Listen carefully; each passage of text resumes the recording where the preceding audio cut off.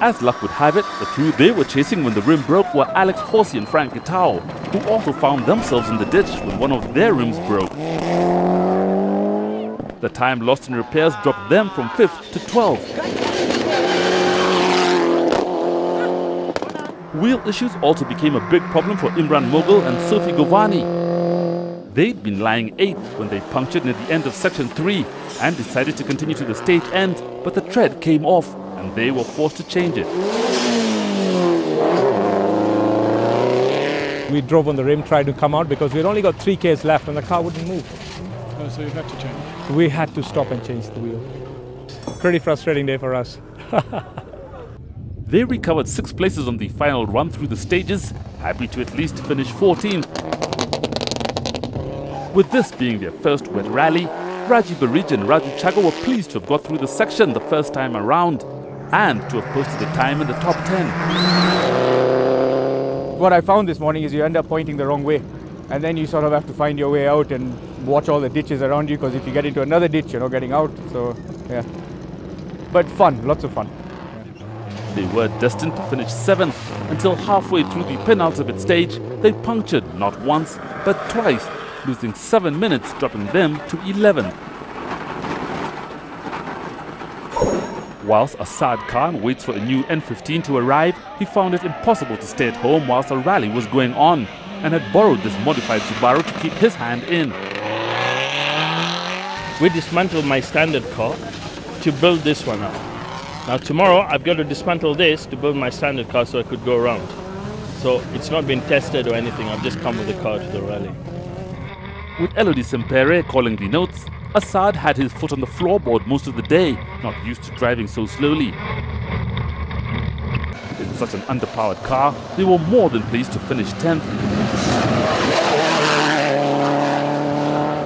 There were 3 service stops through the day, where the support crews were given 20 minutes to refresh their mounts and the drivers a welcome break.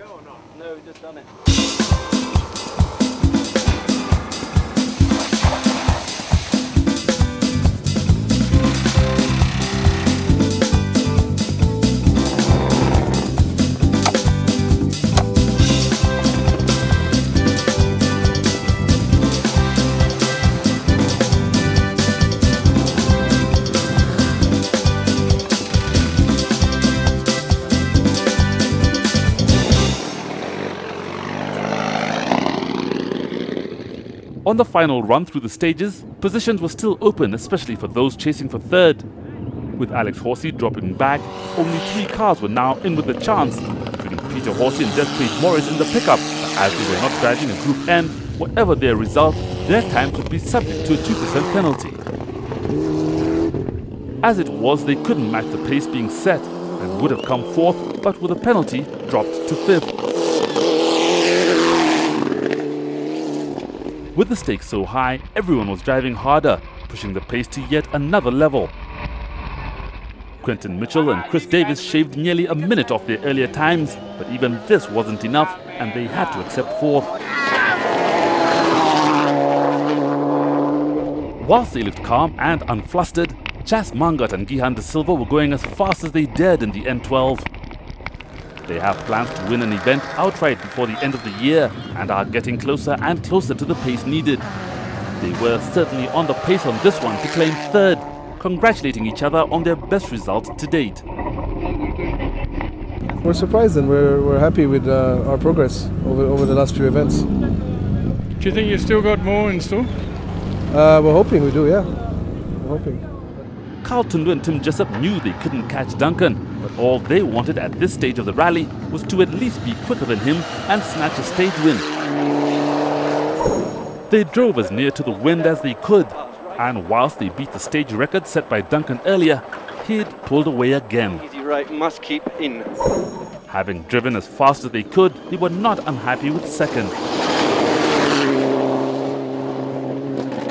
Is this how it's going to be? Never. Convincingly hammered. Were you hammered today? Yeah, I think so. I think this morning I didn't wake up as usual. And then it came over, but 2nd is good. Ian Duncan and Amos Lutz were not content with the lead they already had and set about improving on it. They flowed through the stage and even at full throttle made it look easy. They shaved another 20 seconds off their time, firmly consolidating their lead.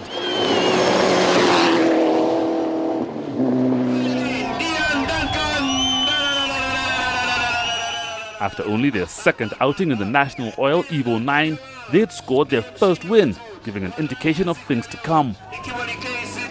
It's really good. Okay, Alistair wasn't there, so you never really know, but yeah, it was good, and we didn't even do a lot, so it's just maybe decided not to be nice to it anymore, so we like it. I don't know. Winning driver today is none other than Ian Duncan. Remember, Ian eventually won by nearly 90 seconds from Carl Tundo, with Jas Mangat in third, 7 seconds ahead of Quinton Mitchell.